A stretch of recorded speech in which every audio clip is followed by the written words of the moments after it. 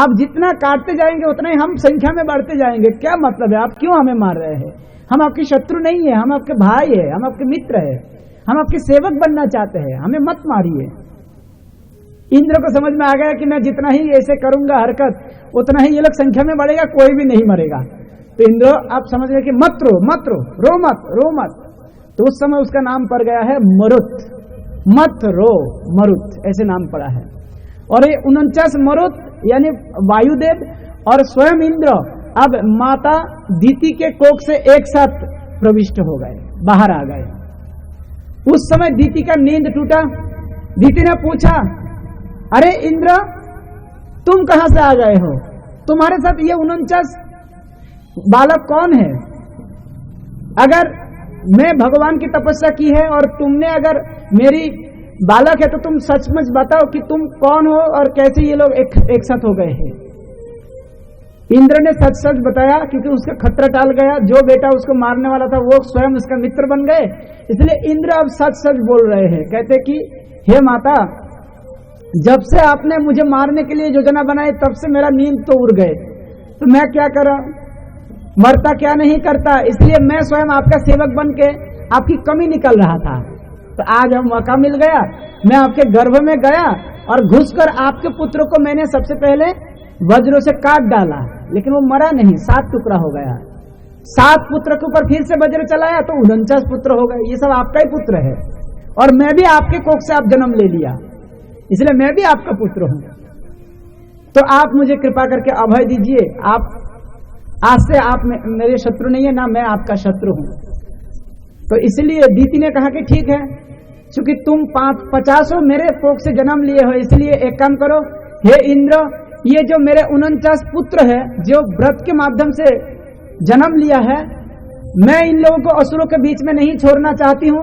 एक काम करो, ये समस्त मेरे पुत्र को तुम्हारे साथ लेके जाओ। तो इस प्रकार से दीति के पुत्र होने के बावजूद भी ये 49 मरुत अब देवराज इंद्र का साथी हो गए, मित्र हो गए। प्रश्न यही है कि इस प्रसंग के साथ महाराज परीक्षित का इतना इंटरेस्ट क्यों? इसके पीछे कारण यही है कि महाराज परीक्षित को भी उत्तरा के गर्भ में वैसे ही कोई मारने के लिए प्रयास किया था, लेकिन वो मरा नहीं, भगवान की कृपा से बच गया। और यहां पे भी ऐसे ही हुआ है, दीति के गर्भ को इंद्र मारने के लिए प्रयास किया, लेकिन वो मरा नहीं, भगवान की कृपा से बच गया। तो यही है इसका समानता है, इसलिए वो प्रसंग सुनना उनको अच्छा लगा। तो इस प्रकार से ये 6ठा स्कंद पूरा हो जाते हैं। हरे कृष्ण कृष्ण कृष्ण हरे हरे, हरे राम राम राम हरे हरे।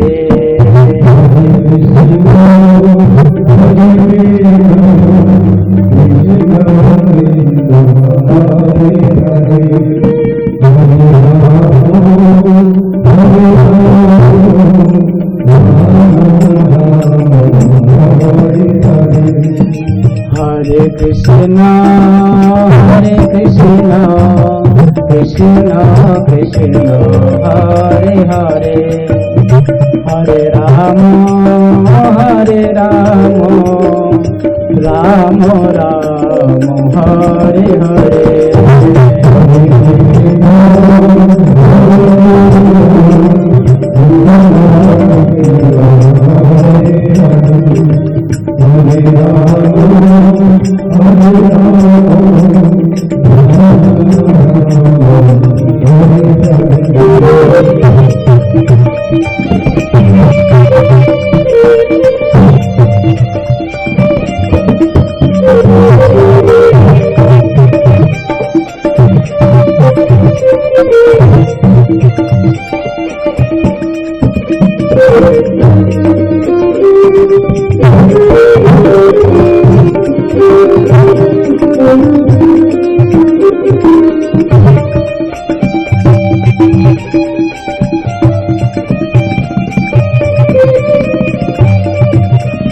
हरे कृष्णा कृष्णा कृष्णा कृष्णा हरे हरे, हरे राम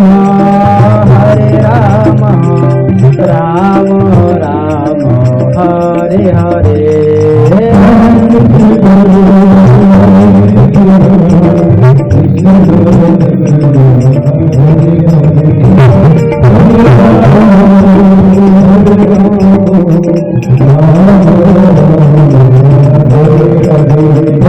हरे कृष्णा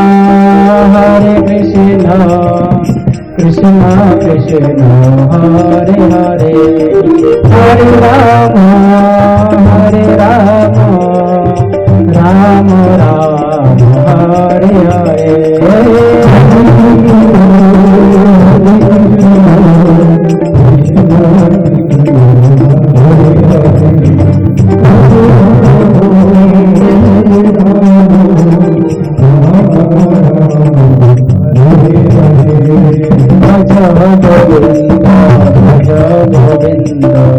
भज गोविंद की नाम रे,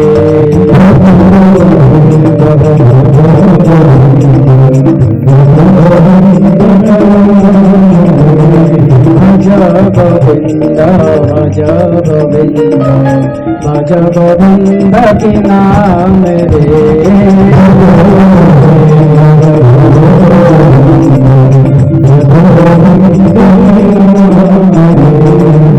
गोविंद का नाम बिना तेरा, गोविंद का नाम बिना तेरा कोई नाया काम रे।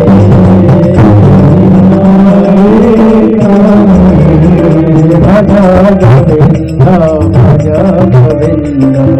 भज गोविंद की नाम रे।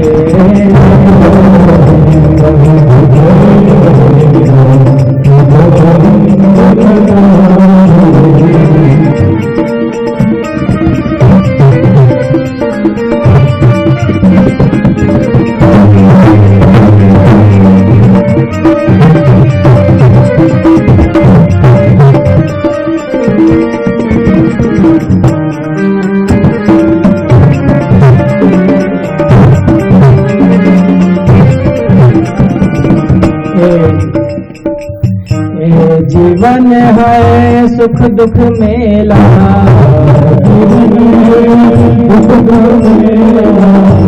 जीवन सुख दुख का मेला, दुनियादारी सपनों के खेला,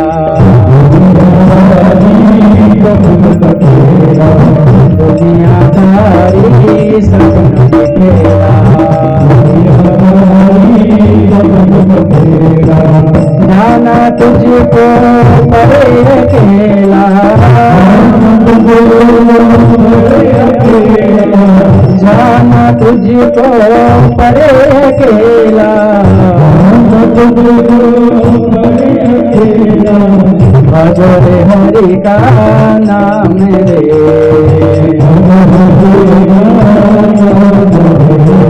भज गोविंद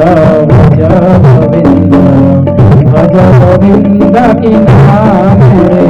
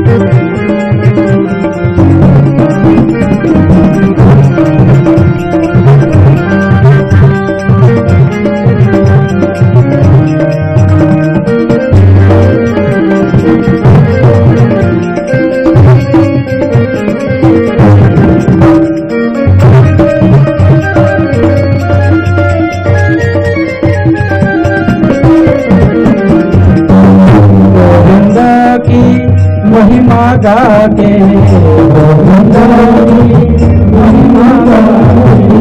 प्रेम तो उस पर भाग लगा के,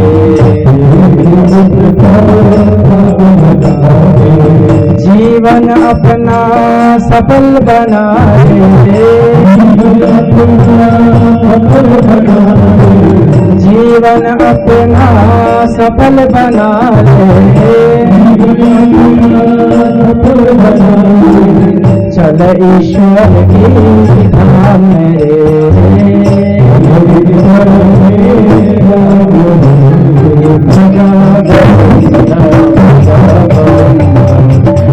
गोविंद के नाम रे,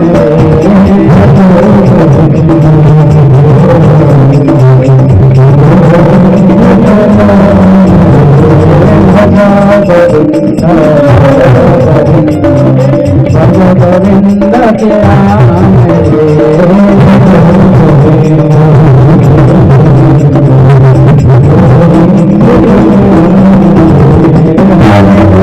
हरे कृष्ण कृष्ण कृष्ण हरे हरे, हरे राम राम राम हरे हरे,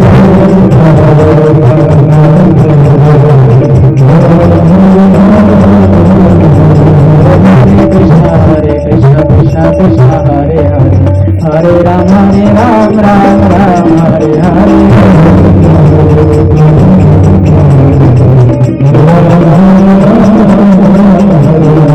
हरे कृष्ण कृष्ण कृष्ण हरे हरे, हरे राम राम राम हरे हरे,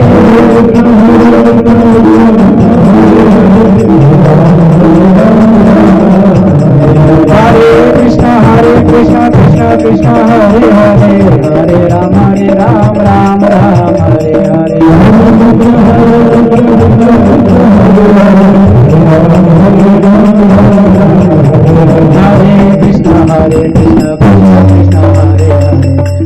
राम हरे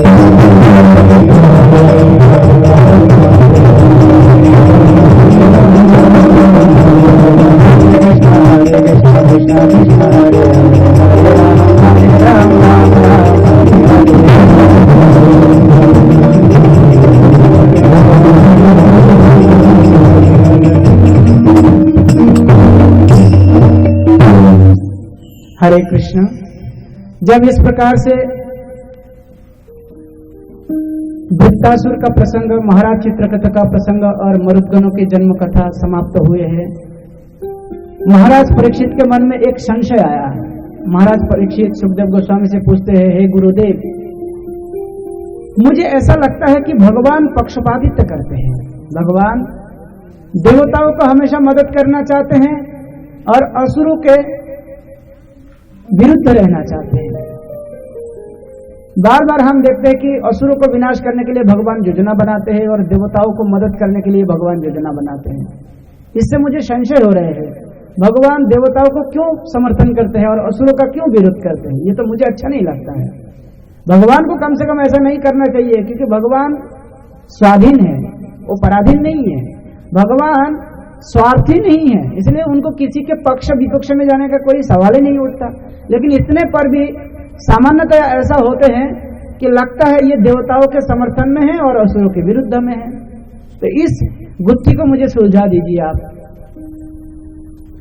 तब सुखदेव गोस्वामी कहते हैं कि देखिए राजन, आपके मन में ये जो संशय उत्पन्न हुआ है, ये संशय आपका नहीं है, ये संशय आपके पहले आपके बड़े बाबा महाराज युधिष्ठिर जब राजस्व यज्ञ कर रहा था, उस समय उनकी सभा में ऐसा एक घटना हुआ था।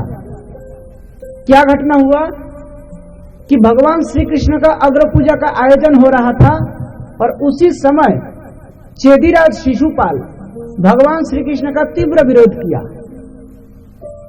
उसने भगवान के ऊपर तरह तरह की दोषारोपण कर रहा था, झूठा इल्जाम लगा रहा था। भगवान ने उसको 100 अपराध क्षमा करने का संकल्पबद्ध था, तो इसीलिए उन्होंने कुछ हद तक उसको सहन किया, बर्दाश्त किया। लेकिन जब वो 100 अपराध पार कर चुके हैं, तो भगवान ने उस समय सुदर्शन चक्र से उसको मार दिया और शिशुपाल की वो आत्मा उसके शरीर से निकालकर सीधा भगवान के चरण कमलों में आके भगवान के शरीर में विलीन हो गया। उसी भरी सभा में सभी लोगों ने यह अद्भुत दृश्य देखा, किस प्रकार से घोर विरोधी शिशुपाल, जो जन्म से ही थोड़ा सा बड़ा होने के बाद भगवान का विरोधी बनकर भगवान को हमेशा गालियां बकते थे, वो शिशुपाल मरने के बाद उसकी आत्मा भगवान के शरीर में विलीन कैसे हो गया। यही संशय महाराज युधिष्ठिर सभासद में उपस्थित सभी महानुभावों को पूछा। व्यासदेव जी ने इशारा किया, हे महाराजन, आप ये प्रश्न ये देवर्षि नारद को पूछो, वो बताएगा, क्योंकि वो भगवत तत्व ज्ञाता है और हम सबसे अग्रणी हैं। वो अलग अलग भुवन अलग अलग लोकों में भ्रमण करते रहते हैं, इसलिए वही सही तरीके से बता पाएंगे। आश्चर्य की बात यह कि भगवान की इस महिमा को सुनने के लिए पूर्ण पुरुषोत्तम भगवान स्वयं राजसुह सभा में उपस्थित है। कृष्ण स्वयं इसका श्रोता है जिसने ये कांड किया है। देवर्षि नारद भगवान को प्रणाम करके कहने लगे, हे महाराज युधिष्ठिर, आप जो सोचते हैं कि भगवान शायद जो असुर है, जो भगवान के तथाकथित विरोधी है, भगवान शायद उनसे द्वेष करते हैं, लेकिन ऐसा नहीं है। ये जो शिशुपाल है, ये इसके साथ भगवान का एक बहुत सुंदर नाता है। ये शिशुपाल और कोई नहीं है, ये वैकुंठ के द्वारपाल ये जय है और इनका ही एक भाई है विजय। जय विजय ये लोग एक जन्म में नहीं बल्कि 3 जन्म में इस धरती पर आए हैं। पहले जन्म में ये लोग हिरण्याक्ष हिरण्यकशिपु, फिर रावण कुंभकर्ण, और अब इस द्वापर युग में ये लोग शिशुपाल और दंतवंत वक्र के रूप में आए हैं। और भगवान अपने हाथ से इन लोगों को उद्धार भी करेंगे। तो भगवान की उपस्थिति, भगवान की अनुकंपा असुरों के ऊपर और देवताओं के ऊपर, भक्तों के ऊपर समान होते हैं, लेकिन सबकी विचार अलग है, मनोभाव अलग है, इसलिए अलग प्रतीत होता है, जबकि अनुकंपा तो एक ही है। कैसे? तो कहते कि जैसे मान लीजिए सूर्य को आप पानी में देखिए, सूर्य को आप एक छोटा सा पात्र में उसमें पानी लेकर देखिए तो आपको लगेगा कि सूर्य यहाँ पे आ गए हैं। अब एक पात्र नहीं, बहुत सारे पात्र में आप पानी रखिए तो आपको लगेगा कि सूर्य बटा हुआ है, लेकिन ऐसा नहीं है। एक तालाब में जो पूर्व दिशा में कभी चंद्रमा उदित होता है तो तालाब में आप देखिए चंद्रमा को, आपको एज इट इज दिखाई पड़ेगा, लेकिन उसी तालाब में आप एक झील फेंक दीजिए, एक पत्थर फेंक दीजिए तो देखा जाएगा कि वो पानी इस प्रकार से हिल रहा है, डुल रहा है। तो उससे क्या चंद्रमा हिल रहा है, डुल रहा है? नहीं, चंद्रमा का जो प्रतिबिंब पानी में पड़ा है वो हिल रहा है, डुल रहा है। इसी प्रकार मूल भगवान ना किसी का पक्षपात करता है ना किसी का विरोध करता है, वो तो समदर्शी है। गीता में भगवान कहते हैं सम अहम सर्वभूतानाम न दृश्यस्ति न प्रिय। मेरा कोई शत्रु भी नहीं है, मेरा कोई मित्र भी नहीं है, मैं किसी का प्रिय भी नहीं हूं अप्रिय भी नहीं हूं, मेरे लिए तो सभी समान है। सम अहम सर्वभूतेषु, समस्त जीवों के लिए मैं समान हूं। लेकिन इतने पर भी जो जिस प्रकार से मुझे भजन करते हैं, चाहते हैं, उसके सामने मैं वैसे प्रकट होता हूं। ये यथामांग प्रपद्यन्ते तांग तथैव भजाम्यहम्। तुम मुझे शत्रु रूप में चाहते हो, शत्रु रूप में कल्पना करते हो, तो मैं तुम्हारे सामने शत्रु के रूप में आऊंगा। तुम मुझे मित्र रूप में चाहते हो तो मैं मित्र के रूप में तुम्हारे सामने प्रकट हो जाऊंगा। बहुत सारे लोग भगवान के विग्रहों को पूजा करते हैं, भगवान से प्रेम करते हैं, तो भगवान उसी विग्रहों में भी अपना चमत्कार दिखाते हैं। लेकिन बहुत सारे लोग ऐसा है भगवान के मंदिर में नहीं जाना चाहते हैं, घर पे भगवान का मूर्ति विग्रह फोटो कुछ भी नहीं रखते हैं, वो सीधा बोलते हैं आई डोंट केयर, मैं भगवान को नहीं मानता हूं, आई डोंट लाइक, मैं भगवान को पसंद भी नहीं करता हूं। ठीक है, तो भगवान को पसंद मत करो, भगवान की सेवा मत करो, भगवान से प्रेम मत करो, भगवान के मंदिर में मत जाओ। भगवान कभी ना कभी तुमसे मिलने के लिए आएंगे, इसका प्रतीक्षा करते रहना। और भगवान जब तुम्हारे सामने आएंगे उस समय वो काल बन के आएंगे, महाकाल, और काल के सामने किसी का भी बस नहीं चलते हैं। काल मतलब मृत्यु। तो भगवान स्वयं गीता में कहते कि मैं ही जीवन हूं, मैं ही अमृत हूं, और मैं ही मृत्यु हूं। कोई मुझे अमृत समझकर पिए, कृष्ण भावनामृत समझकर पिए, तो वो तो अमर हो जाएगा, लेकिन जो कृष्ण भावनामृत को नहीं पिएगा उसके सामने मैं मृत्यु के रूप में उपस्थित हो जाता हूं। तो इसीलिए भगवान की दृष्टि में कोई भी नास्तिक नहीं है, सबको भगवान की कृपा तो अलग अलग रूप से मिलती है। जो नहीं मानेंगे उसको भी भगवान कृपा करते हैं, और जो मानते हैं उसको भी भगवान कृपा करते हैं। इसलिए भगवान के स्वभाव समदर्शी होते हैं। लेकिन इतने पर भी नारद जी ये प्रवचन कर रहे हैं। नारद जी कहते हैं देखिए भगवान के साथ सब लोग संबंध बनाना चाहते हैं, क्योंकि वैसे संबंधित है, क्योंकि भगवान परमात्मा है और हम जीवात्मा है, और जीवात्मा के साथ सबसे अच्छा संबंध तो परमात्मा का ही होता है। लेकिन अलग अलग भक्त भगवान से अलग अलग संबंध बनाना चाहते हैं। कैसे? जैसे गोपी लोग भगवान से संबंध बनाया है काम से, और ये जो शिशुपाल है जो अभी अभी सायुज्य मुक्ति प्राप्त किया है, ये द्वेष से भगवान के साथ अपना संबंध बनाया है। कंस उसने भय से संबंध बनाया है, वो हमेशा भयभीत रहता था कृष्ण नाम सुन के। और ये पांडव लोग यानी तुम लोग स्नेह से भगवान से जुड़ा हुआ हो। और ये जो जादव है यदुगण, ये लोग क्योंकि भगवान यदुवंश में जन्म लिया है तो ये लोग भौतिक संबंधों से जुड़ा हुआ है। और हम जैसे भक्त लोग जितने सारे हैं, ये लोग भगवान से भक्ति की डोरी में बंधा हुआ है। जो जितना भक्ति करेंगे भगवान उतना ही उसको अपना मानते हैं। मद भक्ता, भगवान खुद कहते हैं मेरी भक्त बन जाओ। तो नारद जी वैसे ही भक्त हैं। और इसके बाद अद्भुत एक सिद्धांत कहते हैं नारद जी, कहते कि मैं मानता हूं भगवान से मित्रतापूर्ण आचरण करके भगवान को प्राप्त करना, भगवान में अपना मन लगाना जितना कठिन है, भगवान को शत्रु मानकर अगर भगवान से विरोध करे तो इससे जल्दी भगवत प्राप्ति हो जाते हैं। क्यों? क्योंकि शत्रु को ज्यादा याद रख सकते हैं, मित्र को इतना जल्दी याद नहीं हो पाते। कितना सारा लोग आपका विरोध किया है ये आपको याद रहेगा, लेकिन कितना सारा लोग आपको मदद किया है वो आप भूल सकते हैं। तो कहते हैं कि ये कैसे संभव है, आप कुछ उदाहरण देकर समझाइए। तो कहते कि ये जो द्वारपाल जय विजय है, ये लोग चतुष कुमार के चरण में अपराध किया था। इन लोगों को श्राप मिल गया कि 3 बार असुर शरीर में जाएगा। तो हिरण्याक्ष, हिरण्यकशिपु, रावण, कुंभकर्ण और शिशुपाल दंतवक्र बन के ये आए, भगवान के साथ तीव्र विरोध किया, भगवान को हमेशा विरोधी के रूप में चिंतन किया, भगवान के हाथ में अपना शरीर छोड़े और सीधा वैकुंठ लोक में वापस गए हैं। तो देखिए भक्तों के रूप में भगवान को जन्म जन्म लग जाता है, बहुनांग जन्म नामंते, कई जन्म लग जाता है। लेकिन ये लोग केवल 3 जन्म में भगवान के पास वापस चले गए, और यहाँ पे भी वो वीर रस आस्वादन करके गए हैं। इसलिए मैं तो मानता हूं कि शत्रु के रूप में भगवान को याद करना आसान है।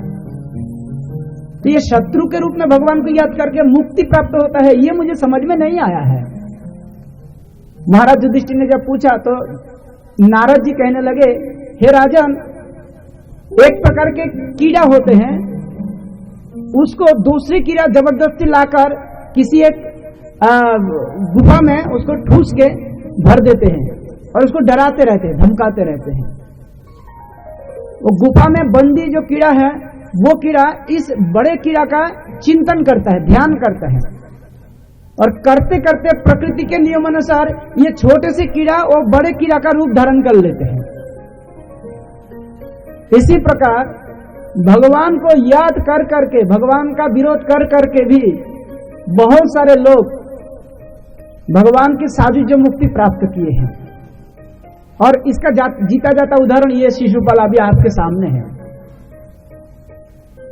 और यही शिशुपाल किसी जन्म में हिरण्यकशिपु था, वो भगवान से विरोध किया था, पुत्र द्रोह से वो भगवान का विरोध करके उसने उस जन्म को छोड़ दिया था। तो कहते कि ये हिरण्यकशिपु के रूप में कब आया, कब विरोध किया, कैसे विरोध किया, इसको थोड़ा खोल के बताइए। तब कहने लगे कि ये सत्ययुग की बात है, ये प्रथम कल्प की बात है, ब्रह्मा जी के प्रथम कल्प, प्रथम मनवंतर की बात है। कि ये हिरण्याक्ष और हिरण्यकशिपु के रूप में आया है, दोनों भाई, और इनमें से हिरण्याक्ष को भगवान वराह रूप धारण करके मार दिया है, वो हमने तृतीय स्कंद में सुन लिया। अब ये जो हिरण्याक्ष है, इसने क्या किया, अपने भ्राता की मृत्यु से शोकाकुल होके रो रहे थे। उनको देख देख के उनके घर के परिवार की जो माताएं हैं वो लोग भी रो रहे थे, जैसे दीति, जैसे हिरण्याक्ष की पत्नी, उनके बेटा, बेटा के बहू, ये सब रो रहे थे। उस समय हिरण्यकशिपु इनको सांत्वना देने लगे, अरे तुम लोग क्यों रो रहे हो, ये विधि का विधान है, विष्णु ने मार दिया है छल करके, मैं ऐसा कुछ करूंगा कि विष्णु को मैं भी मारूंगा, तुम लोग चिंता मत करो, अरे ये एक आत्मा है। तो इस प्रकार से उसने सांत्वना देने के लिए कुछ पौराणिक कहानी बताते हैं। कहते हैं कि एक बार की बात है, एक राजा था जिसका नाम था महाराज सुजज्ञ, उसी नर का राजा। वो युद्ध में गया था, युद्ध में वो निहत हुआ है, मर गया। शत्रु ने उनको एकदम ऐसे मार दिया है कि उनका जो वक्षस्थल विदीर्ण कर दिया था, उसको जान से मार दिया। तो महारानी ये लोग आके महाराज के शरीर को मतलब आलिंगन करके वो लोग रो रहे थे, दुखी हो गए थे कि हे राजन उठिए उठिए, देखिए शत्रु आपको आक्रमण कर रहे हैं, इनको इनसे बदला लीजिए, उठिए राजन। लेकिन वो मृत शरीर में पड़ा है, क्या उठेगा। उस महारानियों को सांत्वना देने के लिए वहां पे जमराज एक बालक के रूप धारण करके आ गए हैं, और जमराज सीधा आके बालक वेश में कहने लगे कि तुम लोग रो क्यों रहे हो, क्या भौतिक संबंधों से तुम लोग बहुत ज्यादा आसक्त हो गए हो, तुम लोगों को पता नहीं है कि जन्म और मृत्यु ये विधि का विधान है, जिसका जन्म होता है उसका मृत्यु निश्चित होता है, चाहे वो राजा हो चाहे वो प्रजा हो, कोई भी हो। मैं तो नहीं रो रहा हूं, मैं एक बालक हूं, मेरा माता भी नहीं है पिता भी नहीं है, मैं कितने सालों से घर से छोड़ के वैसे एकला एकला विचरण कर रहा हूं, मैं तो शोकाकुल नहीं हूं। आप लोगों के पास धन संपत्ति हाथी घोड़ा सब कुछ है, बस केवल राजा खो गए तो आप लोग रो रहे हैं ढाई मार के। आप लोग जिससे शोकाकुल हो रहा है उसको आसक्ति कहते हैं। ये आसक्ति को समझाने के लिए जमराज रूपी बालक ने फिर से एक कहानी बताते हैं। कहते हैं कि किसी जंगल में दो कबूतर पक्षी हुआ करता था, एक मादा पक्षी और एक नर पक्षी। उस दोनों के आपस में इतना ज्यादा प्रेम होता था कि दोनों मिलकर बहुत सुंदर सुंदर अंडा दिया। काल क्रम में विधि के विधानानुसार उसी अंडा से फिर से बच्चा आ गए, और इन समस्त बच्चों को लेकर ये जो दंपति बहुत खुश है, बहुत सुखी है। और ये जो कबूतर है पुरुष, उसने अपने पत्नी को उसके लिए धन्यवाद दे रहे, देखो तुमने कितना सुंदर हमारे संतान दिया है। लेकिन आप एकला एकला घर में क्या करेंगे, खाना पीना की व्यवस्था भी तो जुटाना है। तो दोनों पति पत्नी, वो कबूतर पक्षी अब बाहर गया है घूमने के लिए, खाना ढूंढ के लाने के लिए, अनाज ढूंढ के ला रहा था। इतने देर में एक शिकारी वो देखा इस कबूतर के छोटे छोटे बच्चों को, उसने नीचे जाल बिछाया, ऊपर से ये जो कबूतर के बच्चा है वो उड़ने के लिए प्रयास कर रहा था, अभी तक पंखा भी ठीक से नहीं हुआ। तो उस समय उड़ने के प्रयास करते करते वो उसी जाल में गिर गए और उसमें फंस गए। तब तक कबूतरी आए, आके देखा कि हमारे सारे बच्चे जाल में फंस गए, शिकारी के जाल में। वो इस दुख को सहन नहीं कर पाया, वो भी उसी जाल में कूद गए और वो भी फंस गए। इसके बाद कुछ समय बाद में कबूतर आया और उसने भी वही दृश्य देख के वो उसका भी हृदय विदीर्ण हो रहा था। उसने सोचा कि मेरा पत्नी जहां पे मौत के मुंह में चले गए हैं, मेरे बच्चे सब मौत के मुंह में चले गए हैं, और मेरा जीवन अब किस काम का है, अब मुझे भी इस मतलब जीवन को नष्ट कर देना चाहिए। ये इतना सोचकर वो भी उसी जाल में कूद पड़े, और शिकारी पूरा परिवार को समेटकर फिर लेके चले जाते हैं। इस प्रकार से पत्नी के प्रति आसक्ति, पुत्र के प्रति आसक्ति, घर के प्रति आसक्ति, ये जो भौतिक बंधन, इसी के माध्यम से किसी भी जीवात्मा का पतन हो जाते हैं, वो अपना आध्यात्मिक ज्ञान से वो च्युत हो जाते हैं और अशेष यंत्रणा को प्राप्त होते हैं। इसलिए इस शोक से मुक्त होना बहुत ही जरूरी है। और खास करके जिस विष्णु ने मेरे भाई को मार दिया है, उस विष्णु को तो मैं नहीं छोड़ूंगा, मैं उसके लिए घोर तपस्या करूंगा, तुम लोग चिंता मत करो। अब ये हिरण्यकशिपु स्वयं मंदराचल पर्वत में चले गए, पर्वत शिखर में जाके खड़ा हो गए और देवताओं के हिसाब से 100 दिव्य वर्षों तक ऊर्ध्व दृष्टि, कहते कि एक अंगुली के ऊपर खड़ा होकर 100 दिव्य वर्षों तक आसमान की तरफ देखा, सूर्य की तरफ देखकर 100 वर्षों तक उसने तपस्या किया। उसकी तपस्या से संतुष्ट होकर वहां पे साक्षात ब्रह्मा जी, ओम ब्रह्मदेवाय नमः, ओम ब्रह्मदेवाय नमः, ओम ब्रह्मदेवाय नमः, इस प्रकार से भगवान ब्रह्मा जी का तपस्या कर रहे हैं। 100 दिव्य वर्षों तक तपस्या करने के बाद उसका पूरा शरीर से अब अग्नि ज्वाला निकल रहे थे और उसी ज्वाला से ऊपर के लोगों में मानो आग फैल रहे हैं, बहुत ज्यादा ताप महसूस हो रहे थे। समस्त देवता लोग ब्रह्मा जी के पास गए, कहने लगे कि हे परमपिता, ये असुर देखिए आपके तपस्या कर रहे हैं, आप इनको जल्दी जाके शांत करिए, नहीं तो ये हमारे ऊपर के लोगों को जला डालेंगे अपने तपोबल से। ब्रह्मा जी आए, ब्रह्मा जी आकर हिरण्यकशिपु के जो शरीर है उसको ढूंढने लगे, कहां है उसका शरीर, दिमक खा गए। सबसे पहले ब्रह्मा जी ने अपने कमंडलों से वो जो दिव्य जल है, गंगा जल, उसको छिड़काते हुए हिरण्यकशिपु के जो शरीर है उससे सारे दिमाग को हटाकर उसके शरीर को वज्र तुल्य बना दिया। और इसके बाद ब्रह्मा जी ने कहा कि हे वत्स, हे कश्यप नंदन, हे दीति पुत्र, तुमने जो तपस्या किया है मेरा, इससे मैं बहुत प्रसन्न हूं। इसके पहले किसी ने इस प्रकार कठोर तपस्या मेरे लिए नहीं किया है, तो मैं तुम्हारी तपस्या से संतुष्ट हूं। अब तुम वर मांगो, क्या मांगना चाहते हो मांगो। हिरण्यकशिपु ने कहा, हे सर्वश्रेष्ठ वरदाता, यदि आप मुझे मनचाहा वर देना ही चाहते हैं तो यह वर दीजिए कि मैं आपके द्वारा उत्पन्न किसी भी जीवों द्वारा मृत्यु को प्राप्त न हो। मुझे आपने ये वर दीजिए कि मैं घर के बाहर भी नहीं मरूंगा, ना घर के अंदर मरूंगा, ना मैं दिन में मरूंगा, ना मैं रात में मरूंगा, ना मैं भूमि में मरूंगा, ना मैं मरुस्थल में मरूंगा। मुझे आप ये भी वर दीजिए कि आपके द्वारा उत्पन्न कोई भी जीव, कोई भी पशु पक्षी, कोई भी हथियार मुझे नहीं मार सकते। आप मुझे यह भी वर दीजिए कि कोई भी सजीव तथा निर्जीव प्राणी मेरा मृत्यु का कारण ना हो। कोई भी देवता, कोई भी असुर, यक्ष, राक्षस, गंधर्व, किन्नर, विद्याधर, चारण, कोई भी मुझे ना मार सके। युद्ध में मैं हमेशा अप्रतिद्वंदी रहना चाहता हूं, मेरा कोई प्रतिद्वंदी ना हो। मैं समस्त लोकपाल, दिक्पाल, प्रजापति, देवता, मुनि ऋषि, इन सब के अधिपति बनना चाहता हूं। मुझे आप चाहे तो ये सब वर दीजिए। ब्रह्मा जी ने कहा कि देखो वत्स, तुमने जिस प्रकार से इतना लंबा लिस्ट बताया कि तुमको ये चाहिए, ये चाहिए, ये चाहिए, वैसे तो सभी के लिए ये दुर्लभ है, लेकिन फिर भी तुमने मांगा है और मैं तुम्हारे ऊपर प्रसन्न हूं, इसलिए मैं तुमको ये सब वरदान दे देता हूं। ब्रह्मा जी ने वरदान दिया और वहां से चले पड़े। अब हिरण्यकशिपु को तपस्या से वापस आके हिरण्यकशिपु एकदम प्रसन्न है, सीधा गर्जना करने लगे, देवताओं को ललकारने लगे, स्वर्ग पर चढ़ाई कर दिए।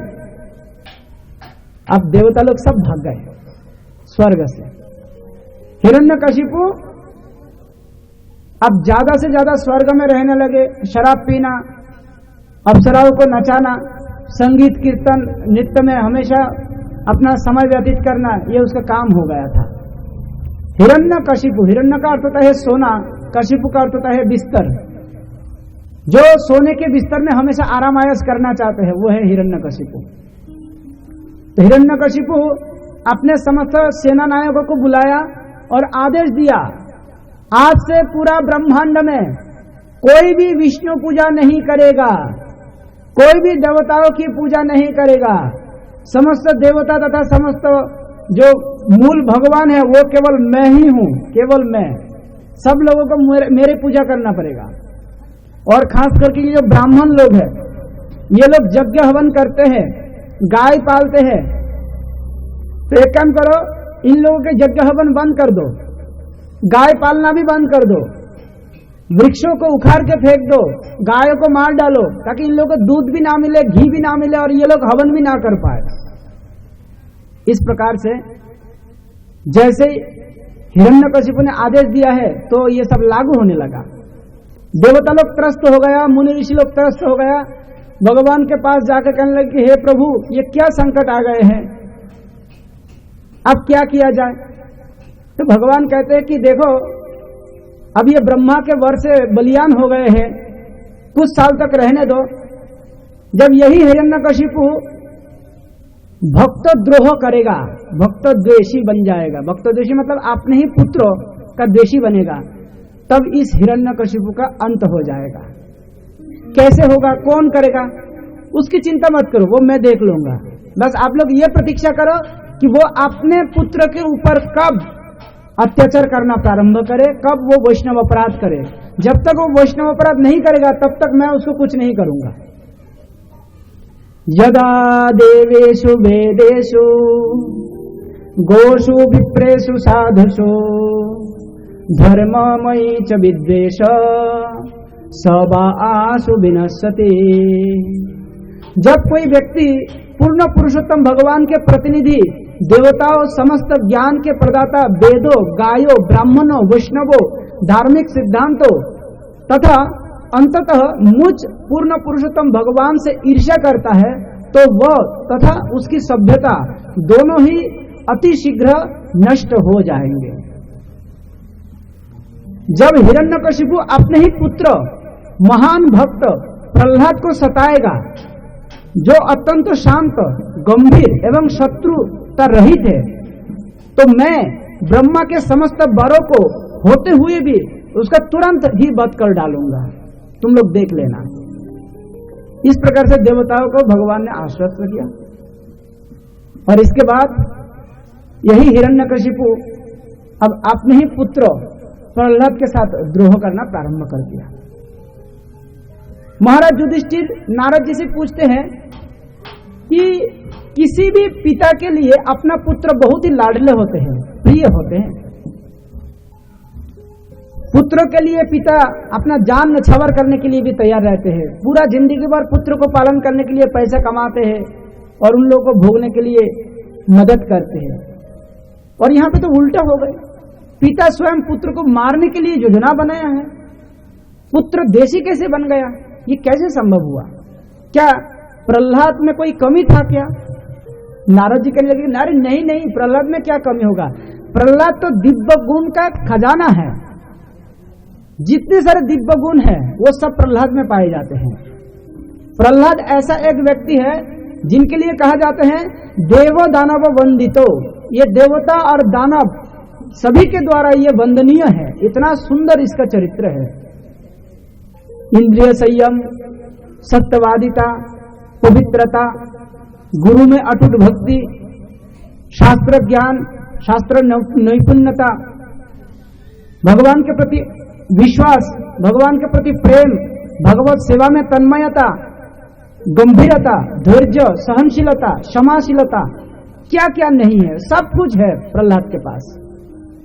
5 साल का पुत्र, 5 साल ज्यादा नहीं, 5 साल का बेटा, उसके अंदर समस्त दिव्य गुण का समाहार हुआ है। एक बार की बात है, महाराज हिरण्यकशिपु जब तपस्या से वापस आए तो उसने सुना कि उसका एक पुत्र हुआ है।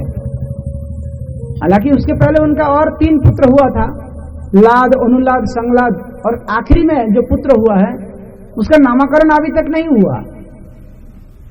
नारद जी ने पूछा, हे महाराज, हे दानवराज, आपका ये आखिरी पुत्र का नाम क्या रखेंगे?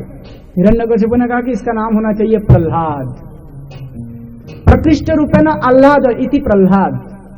ये मुझे बहुत आनंद दिया है, ऐसा लगता है कि ये मेरे तपस्या से उत्पन्न हुआ है, इसलिए ये प्रहलाद हुआ है नाम। अब इस प्रहलाद को एक दिन गोद में बैठाकर हिरण्यकशिपु पूछने लगे, हे मेरे प्यारे बालक, बताओ तुम्हें जो अच्छा लगे वो तुम मुझे बताओ। तो प्रहलाद के साथ अब हिरण्यकशिपु का पहले बार बातचीत हो रहे हैं।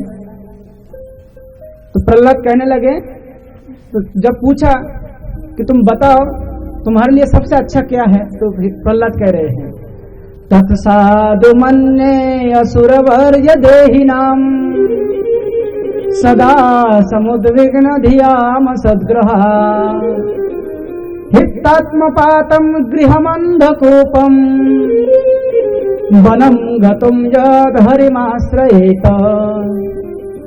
प्रहलाद ने कहा कि हे असुर श्रेष्ठ, मेरे पिताजी दैत्यराज, यहां तक मैंने अपने गुरुओं से सीखा है, ऐसा कोई व्यक्ति जिसने क्षणिक देह तथा क्षणिक गृहस्थ जीवन का स्वीकार किया है वो निश्चय ही चिंताग्रस्त रहता है, क्योंकि वो ऐसे अंधे कुएं में गिरा हुआ है जहां जल नहीं रहता है, केवल कष्ट ही कष्ट मिलते हैं। मनुष्य को चाहिए कि वो इस स्थिति को त्याग दे और वन में चला जाए।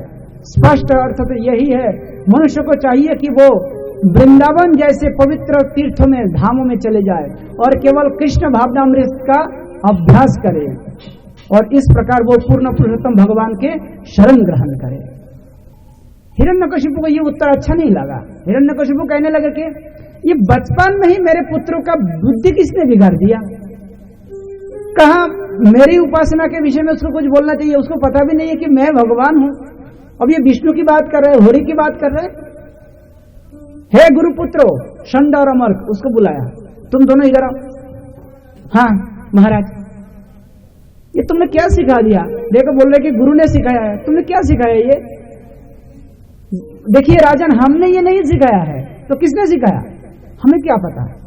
जैसे इसका अर्थ ये है, ये विष्णु के जो चेला है, ये लोग छद्म वेश धारण करके जासूस बन के तुम्हारे आश्रम के आसपास घूमते होंगे, इसलिए उन लोगों ने देखो छद्म वेश धारण करके आया और मेरे छोटा सा भोला भाला पुत्र का बुद्धि बिगाड़ दिया है। तुम लोग थोड़ा सा ध्यान निगरानी रखना, हमारे बच्चों को इस प्रकार से उल्टा सीधा मत सिखाओ, ऐसा मत करो। संडामर्क ने कहा कि देखिए राजन, गलती हो गए हैं, आपसे हम बिल्कुल ध्यान देंगे, अब हमें दोबारा मौका दीजिए, हम इसको थोड़ा सा अच्छे से सुधार लेते हैं। अब प्रहलाद को फिर से गुरुकुल में लेके गया और संडामर्क ने पूछने लगा, ए बेटा, तुम अपने पिता के सामने हमें बेइज्जती क्यों कर दिया? क्यों बोल दिया कि होरी के चरण में शरण लेना चाहिए? अरे होरी कहाँ है? होरी बोल के कोई है ही नहीं।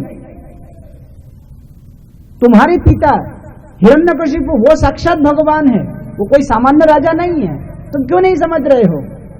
तुम्हारे पिता ने तपस्या किया, ब्रह्मा जी को संतुष्ट किया, कितना वरदान प्राप्त किया है, उनकी तरह शक्तिशाली पूरा ब्रह्मांड में कोई नहीं है, उनको भगवान मानो। बोलो ओम नमः हिरण्यकशिपु नमः, बोलो। प्रहलाद कहते कि नहीं, वो तो मेरे पिता है, वो महान राजा है, असुरों के सम्राट है, लेकिन वो भगवान नहीं है, भगवान नहीं है। तो फिर ये संडामर्क पूछना कि तुम्हारा बुद्धि बिगाड़ा किसने, वो बताओ, पहले हम वो सुनना चाहते हैं। प्रहलाद कहने लगे कि मैं उन पूर्ण पुरुषोत्तम भगवान को सादर नमस्कार करता हूं जिनकी बहिरंगा शक्ति माया ने मनुष्यों की बुद्धि को मोहित करके ये मेरे मित्र है, ये मेरा शत्रु है, ऐसा भेद बुद्धि उत्पन्न करा देते हैं। दोस्तों, मुझको अब तक इसका वास्तविक अनुभव हो रहा है, यद्यपि मैंने पूर्व में इसके विषय में प्रामाणिक स्रोतों से सुन के रखा है। उसने सीधा सीधा उत्तर नहीं दिया, वो कहते कि मैं प्रामाणिक स्रोत से इसका जानकारी प्राप्त किया हूं, लेकिन आप लोगों के बुद्धि तो भ्रष्ट हो चुके हैं, आप लोग इसको समझ नहीं पाएंगे कि मैं कहां से ज्ञान प्राप्त किया हूं। घुमा फिरा के बात करके बात को टाल दिया, लेकिन उसको स्पष्टीकरण नहीं कर दिया। ठीक है, जो भी है, अब मैं तुम लोगों को जो कुछ, हम दोनों तुमको जो सिखाएंगे ना, तुमको वही सीखना है। ठीक है, ठीक है। आदेश, दंड नीति, अर्थशास्त्र, सामाजिक विज्ञान, राष्ट्र विज्ञान, ये सब सिखाने लग गए। सिखाते सिखाते संडामर्क को ऐसा भरोसा मिला है कि अब ये प्रहलाद पर्याप्त मात्रा में अब शिक्षित हो गया है, चलो इनको उनके पिताजी के पास ले जाते हैं, और पिताजी जब इंटरव्यू लेंगे और उससे वो पास हो जाएगा, फिर हम लोगों को बहुत सारा धन मिलेगा। तब तक फिर से नहा धुला के लेके गया प्रहलाद को पिताजी के सामने। पिताजी अपने गोद में उठाया, बिठाया, पुत्र का सिर सूंघने लगे और पुत्र से प्रेम से पूछने लगे, हे मेरे पुत्र, हे चिरंजीव, इतने काल में तुमने गुरुओं से जो कुछ सीखा है उनमें से सबसे उत्तम ज्ञान क्या है, वो मुझे बताओ। अब प्रहलाद एकदम हाथ जोड़ के कहने लगे, श्रवणं कीर्तनं विष्णु स्मरणं पादसेवनम् अर्चनं वन्दनं दास्य सख्यमात्मनिवेदनम् इति पुंसर्पिता विष्णु भक्तिश्चेनवलक्षणा क्रियेत भगवती अध्वा तन्मन्ये अधिकमुत्तमम्। देखिए पिताजी, मुझे तो सबसे सारगर्भित ज्ञान यही महसूस हुआ है कि भगवान विष्णु का श्रवण किया जाए, उनके विषय में श्रवण किया जाए, उनके विषय में कीर्तन किया जाए, उनको स्मरण किया जाए, उनकी पाद सेवन किया जाए, उनका अर्चन किया जाए, उनका वंदन किया जाए, उनका दास बनना स्वीकार किया जाए, उनसे मित्रता बनाया जाए और उनके पास अपने आप को समर्पित करके आत्मनिवेदन किया जाए। और इस प्रकार से भक्ति के 9 अंगों के द्वारा जब हम पूर्ण रूप से भगवान विष्णु के भक्ति में तत्पर हो जाते हैं तो कहते हैं कि उसी से भगवान सर्वाधिक प्रसन्न होता है और यही ज्ञान की पराकाष्ठा है। इतना सुनकर हिरण्यकशिपु के रोंगटे खड़ा हो गया, वो गुस्से के मारे एकदम जलने लगे। वो समझ गए हैं कि अब ये जो मेरा बेटा है ये मेरा बेटा नहीं है, ये मेरा काल है। तो उसने भी यही प्रश्न पूछा कि तुम्हारा बुद्धि को सचमुच बिगाड़ा किसने, ये थोड़ा सही करके बताओ बेटा। मैं तुमसे बहुत नाराज हुआ हूं, मुझे तुमको राजा बनने का इच्छा था, लेकिन मुझे लगता है कि तुम दैत्य कुल में मतलब प्रशंसा के लायक नहीं हो, तुम कुलांगार हो, कुलांगार। मैं पूरा ब्रह्मांड अधिपति हूं और मुझे तुम मेरे ही शत्रु की गुणगान मेरे सामने कर रहे हो, तुमको शर्म आनी चाहिए। ये विष्णु ये भगवान नहीं है, ये कपटी है। इसको मैं ढूंढने के लिए गया था वैकुंठ में, वो डर के मारे कहीं छिप गया। इसलिए मैं घोषणा करता हूं विष्णु नाम का कोई भी नहीं है समग्र सृष्टि में, भगवान नाम का कोई भी नहीं है, वो केवल मैं ही हूं, केवल मैं। देखो मेरे पराक्रम, हिरण्यकशिपु के पराक्रम से सूर्य चंद्र इंद्र चंद्र वरुण सब उनके अधिपति हो मतलब अधीन में आ गए थे। ये जमराज, ये वरुण, ये अग्नि सब हिरण्यकशिपु के अधीन में। जो चतुष्कुमार जय विजय को श्राप दिया था वो चतुष्कुमार भी अब हिरण्यकशिपु के गुणगान करते हैं। जो नारद है ब्रह्मा का पुत्र, भगवत भक्ति के आचार्य, वो भी हिरण्यकशिपु के सभा में जब जाते थे तो कहते हैं नमो हिरण्याय नमः। तब नारायण नारायण नहीं बोलते हैं, हिरण्याय नमः बोलना पड़ता। इतना प्रभाव था हिरण्यकशिपु का। चारों तरफ मंदिर बन गया अलग अलग। हिरण्यकशिपु का भव्य तरीके से आरती होता है, भोग लगता है, पूजा होते हैं। वो हिरण्यकशिपु अब अपने बेटा को भक्त नहीं बना पा रहे हैं, वो भगवान विष्णु का भक्त हो गए हैं। तो पूछने लगे कि तुम्हारा बुद्धि इस प्रकार से किसने बिगाड़ दिया, बताओ। तो प्रहलाद कहने लगे मतीर्ण कृष्णे परतो सतो वा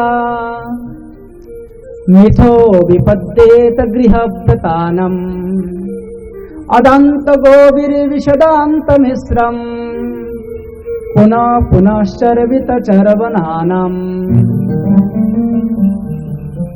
अब प्रहलाद कहने लगे कि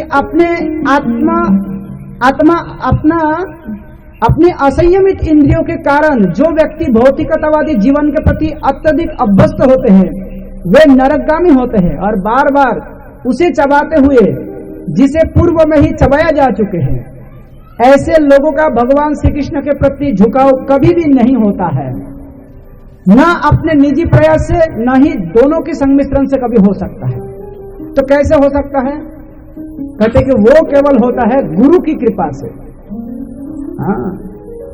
मते विदुषार्थ गतिम ही विष्णु दुराशयाजे बहिरार्थ मानिनो अंधा जथांधै उपगीयमाना स्त्योऽपि अशतंत्र उरुदाम निबद्धा नैषं मतिस्तावदुरुक्रमाङ्घ्रिं स्पृश्यति अनर्थ अपगमो जदर्थ महीयसां पादरजयाभिषेकम् निष्किञ्चनानं न वृणीत जावत् देखिए पिताजी, जब तक भगवान के एकनिष्ठ महानुभाव भक्तों के चरण रज से हम अभिषिक्त नहीं होते हैं, तब तक कभी भी भगवान के चरणों में हमारा मोती लगते नहीं है।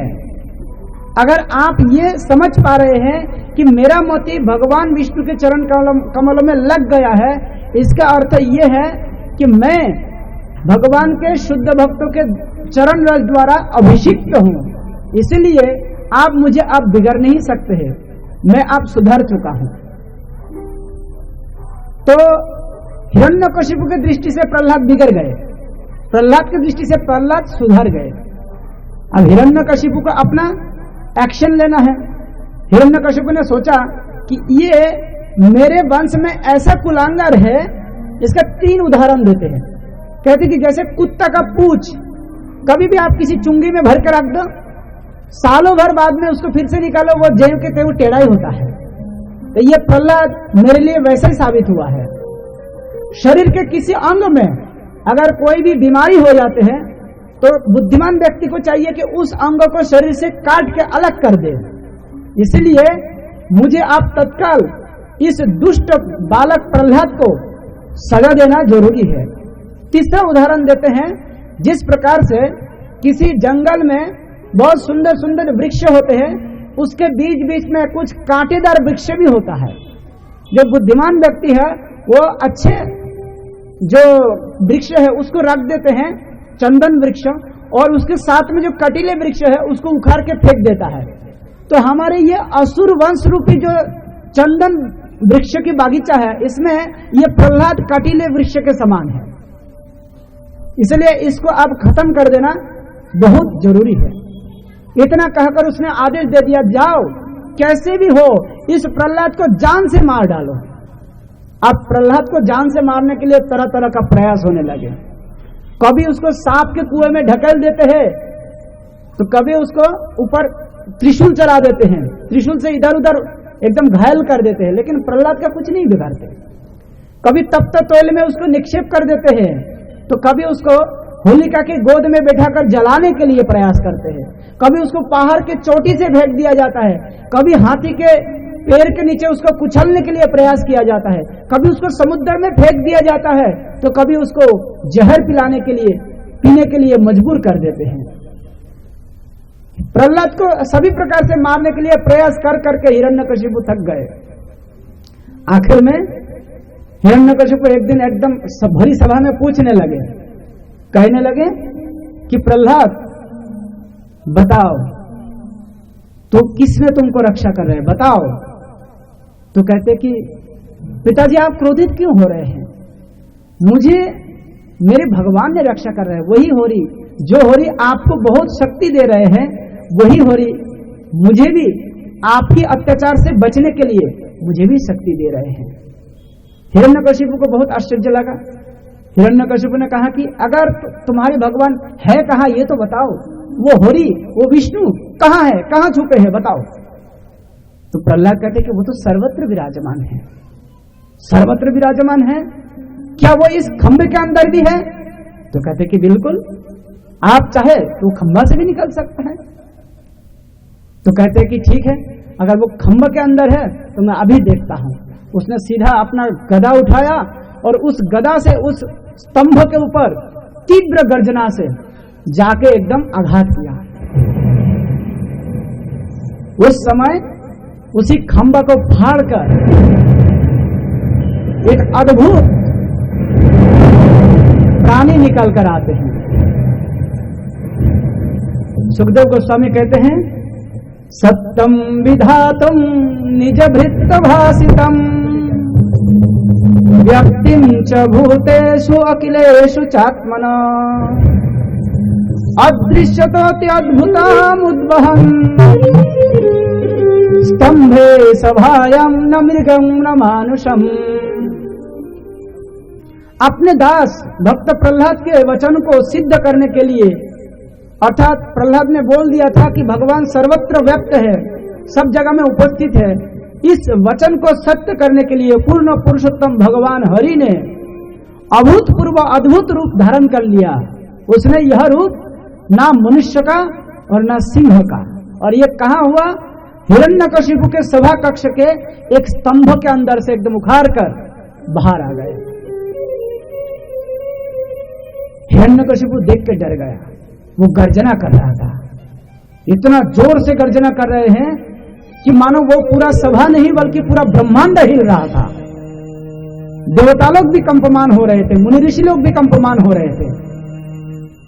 ऐसे स्थिति में हिरण्यकशिपु को लगा कि ये कैसा जानवर उत्पन्न हो गए हैं, ये ना मनुष्य की तरह है ना पशु की तरह है, ये है कौन?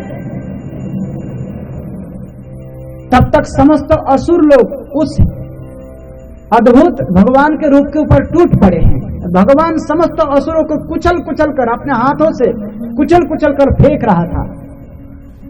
जब समस्त असुरों को खदेड़ कर मार कर भगा दिया, तब हिरण्यकशिपु तलवार लेकर, गदा लेकर, फर्श लेकर उस भगवान नरसिंह रूप के ऊपर टूट पड़ते हैं। जय नृसिंह श्री नृसिंह, जय जय नृसिंह, उग्रं वीरं महाविष्णुं, ज्वलन्तं सर्वतोमुखं, नृसिंहं भीषणं भद्रं, मृत्युर्मृत्युर्नमाम्यहम्, प्रह्लादेश दया पद्मा, मुखा पद्मा भृंगम्, तव कर कमल बरे नख अद्भुत सिंगम, दलिता हिरण्यकशिपो तन भृंग, केशवधीत नरहरि रूप, जय जगदीश हरे, जय जगदीश हरे, जय जगदीश हरे।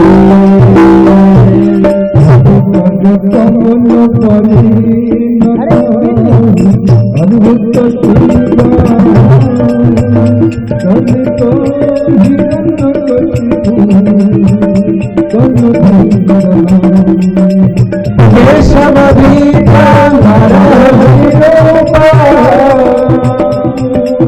जय जगदीश हरे, जय जगदीश हरे,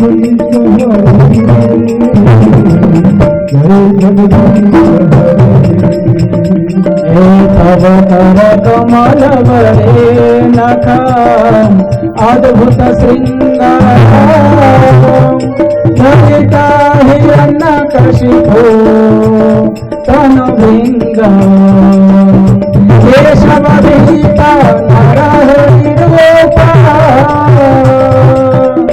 जय जगदीश हरे, जय जगदीश हरे, जय जगदीश हरे।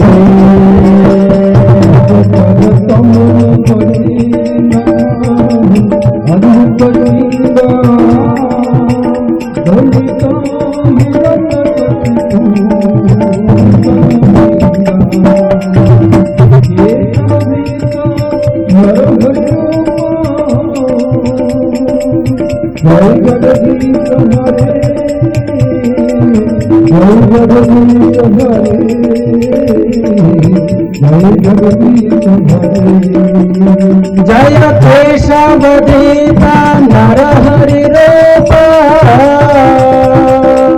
जय जगदीश हरे, जय जगदीश हरे, जय जगदीश हरे,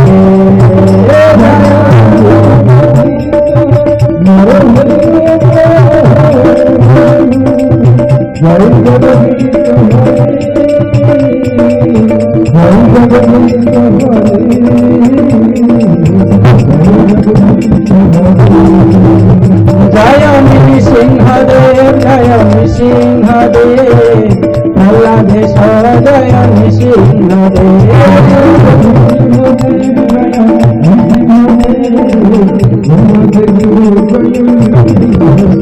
जय नृसिंहदेव, जय नृसिंहदेव, प्रह्लादेश जय नृसिंहदेव।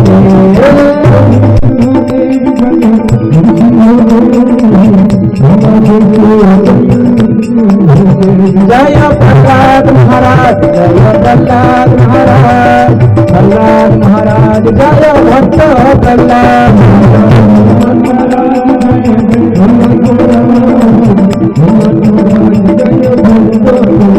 जय प्रहलाद महाराज, जय प्रहलाद महाराज, प्रहलाद महाराज जय भक्त प्रहलाद।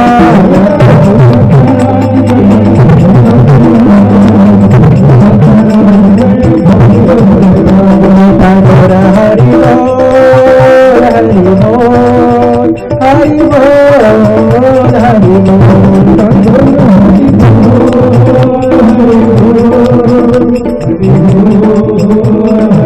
हरि हरि गोरा हरि बोल हरि बोल हरि बोल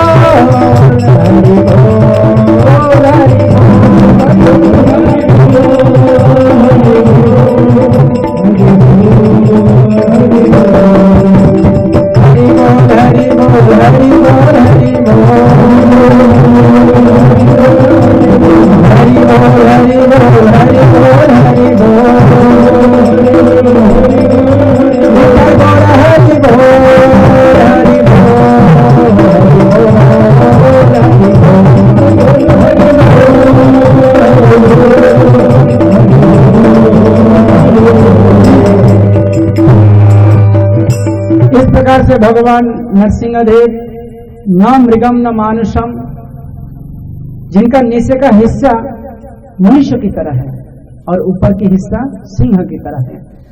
तो भगवान ब्रह्मा के सृष्टि में ऐसा कोई जीव है ही नहीं जिसका आधा हिस्सा मनुष्य का हो और आधा हिस्सा सिंह का। इसलिए भगवान के इस अद्भुत रूप का नाम हुआ है भगवान नृसिंहदेव। बोलिए भक्तवत्सल भगवान नृसिंहदेव की। ये जो प्रहलाद है ये पुत्र किसका है? हिरण्यकशिपु का। लेकिन हिरण्यकशिपु उस पुत्र से द्रोह किया है और भगवान स्वयं इस पुत्र को अपना पुत्र मानकर उसको बचाने के लिए, उसके पिता असुर पिता के हाथ से बचाने के लिए ऐसा अद्भुत रूप धारण किया। ब्रह्मा जी के वरदान में जो कुछ अलग अलग या क्या कहते उसका शर्त था, वो समस्त शर्तों को एज इट इज रखकर ना दिन में ना रात में, संध्या के समय, ना घर के बाहर ना घर के अंदर, दरवाजा के चौखट पे, ना आसमान में ना मिट्टी में, अपने ही गोद में रख के, और ना किसी अस्त्र से ना किसी शस्त्रों से, नहीं अपने नाखून से भगवान हिरण्यकशिपु के वक्ष को विदीर्ण कर दिया, फाड़ डाला। कैसे फाड़ डाला? जैसे छोटे छोटे कीड़ा मकड़ों को बच्चे लोग अपने नाखून से फाड़ डालते हैं, वैसे भगवान ब्रह्मा जी के समस्त शर्तों को अटूट रखते हुए हिरण्यकशिपु को बहुत चतुरता के साथ उसने वध कर दिया।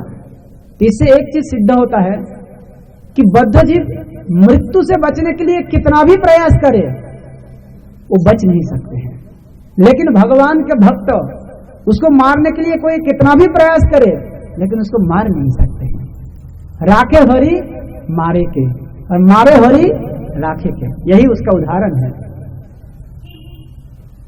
भक्तराज प्रहलाद इस घटना से भयभीत नहीं हुआ है, समस्त देवता लोग भयभीत हो गया, खास करके ब्रह्मा जी भयभीत हो गया। मैं जिसको वर दिया था देखो भगवान आज उसको मार दिया है। इंद्र चंद्र वरुण ब्रह्मा लक्ष्मी शिव सिद्धगण चारणगण गंधर्वगण मोनुगण सब लोग आ गए, भगवान नरसिंहदेव को शांत करने के लिए प्रयास कर रहे हैं। भगवान शांत नहीं हो रहा है, उग्र रूप धारण कर लिया। और उस समय ब्रह्मा जी ने सबसे पहले देवी लक्ष्मी को बताया कि देवी आपकी स्वामी है ये, जाइए आप इनको शांत करिए। लक्ष्मी ने मना कर दिया।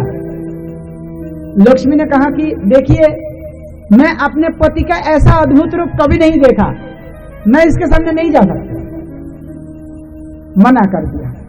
तब ब्रह्मा जी ने प्रहलाद को आगे कर दिया, बेटा तुम्हारे लिए भगवान इस अद्भुत रूप को धारण किया है, तुम ही जाके भगवान को शांत करो। अब प्रहलाद हाथ जोड़ करके धीरे धीरे भगवान की तरफ आगे बढ़ने लगे और उसने भगवान का धीरे धीरे प्रार्थना करने लगे। भगवान को बहुत सुंदर प्रार्थना करते हैं, ये बहुत सारे लंबे प्रार्थना है। वो सबसे पहले कहते हैं कि प्रभु मैं आपका प्रार्थना भला कैसे कर सकता हूँ, आपको प्रशंसा कैसे कर सकता हूँ, क्योंकि मेरा जो जन्म हुआ है ये आसुरी कुल में हुआ है। असुर कुल मतलब होता है घोर तमोगुनी कुल। भोग प्रवृत्ति हमारे नस में बैठे हैं। हम इंद्रिय संयमी होकर आपकी स्तुति करेंगे, ये कैसे संभव हो पाएगा? लेकिन हाँ, जहां तक आपकी कृपा है तो वहां तक हो पाएगा। आपने मुझ पर कृपा कीजिए कि मैं आपका स्तुति कर सकूं। बहुत सुंदर सुंदर स्तुति कर रहे हैं प्रहलाद। दिशादिशरगुण जुतात अरविंद नाभ पादारविंद विमुखात् सपचम वरिष्ठम मन्ये तदर्पित मनो वचने हितार्थ प्राणं पुनाति शकुलं न तो भूरिमान। इस प्रकार से बहुत सुंदर सुंदर प्रार्थना करते हैं। आखिर में भगवान उनके प्रार्थना में संतुष्ट हो जाते हैं। भगवान कहते हैं कि प्रहलाद, मैं जिस कारण से तुम्हारे सामने प्रकट हुआ हूं, मैं तुम्हें कुछ देना चाहता हूं, कुछ वर मांग लो, कुछ वर मांगो। तो प्रहलाद कहते हैं, हे प्रभु, अगर कोई भी सेवक सेवा के विनिमय में अपने स्वामी से कुछ मांगते हैं तो इसका अर्थ है कि वो सच्चा सेवक नहीं है। और जो स्वामी अपने सेवक को उसका मनचाहा कुछ देकर उनसे अलग होना चाहते हैं, इसका अर्थ है कि वो भी स्वामी सच्चा स्वामी नहीं है। प्रभु, मैं कोई बनिया नहीं हूं कि आपसे ऐसे के बदल में वैसे मांग लो। ऐसे में कोई बनियागिरी नहीं करना चाहता हूं। आप मेरा नित्य स्वामी हैं और मैं आपका नित्य सेवक हूं। इसलिए अगर मुझे आपको किसी वरदान देने का इच्छा ही है तो आप मुझे यही वर दीजिए कि मुझे कभी भी कोई भौतिक वस्तु की मांगने की इच्छा ना हो। यही वर दीजिए बस। वर मांगने की इच्छा को खारिज करते हुए वो वर मांग रहे हैं। इतना निष्काम था ये प्रहलाद। भगवान कहते हैं कि ठीक है, तथास्तु, लेकिन फिर भी कुछ मांगो। प्रहलाद कहते हैं कि प्रभु, अगर आपको कुछ देना है तो ऐसा करिए, ये जो मेरे पिताजी हैं असुरराज हिरण्यकशिपु, आपके साथ शुरू से द्रोह करता था, आपने उनको मार दिया है तो ये तो नरक की तरफ जाएगा। लेकिन मेरा आपसे विनम्र निवेदन है, आप उसको क्षमा कर दीजिए क्योंकि वो मेरे पिता है। तो भगवान ने कहा कि अरे ये कोई बारी नहीं है, तुम चिंता मत करो। जो कोई भी मेरा भक्ति करते हैं ना, उसका 21 पीढ़ी को मैं उद्धार